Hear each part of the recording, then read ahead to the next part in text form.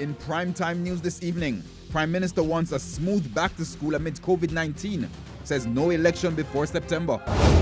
Shut it down. Authorities clamp down on illegal parties ahead of holidays. And families of men involved in Maria Dean case speak with TVJ News.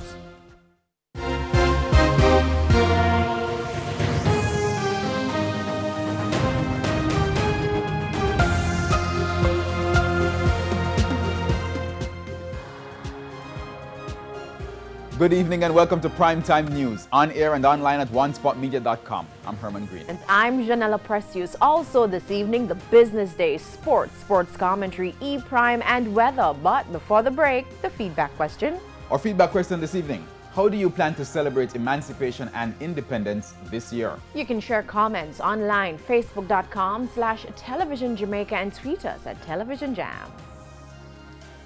Please stay with us. Primetime News returns right after this break.